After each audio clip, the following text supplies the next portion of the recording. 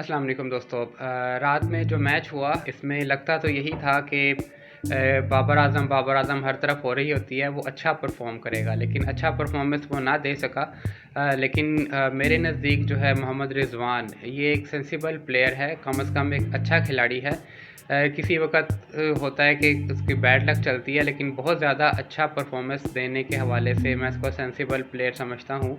और सलमान अली आगा, जिसके बारे में काफ़ी ज़्यादा मुझे ये था कि काफ़ी मैचेस से वो परफॉर्मेंस नहीं दे रहा, तो मुझे तो लगता था कि यार क्या इसको खिलाड़ी रखा हुआ है, ना इसको बैट पकड़ना आता है ना कुछ, तो कैसे ये चल रहा है। तो अब लास्ट मैच में उसने बहुत अच्छा परफॉर्म किया। तो ये सारी लक की गेम होती है, जिसका डे होता है वो अच्छा परफॉर्म कर जाता है।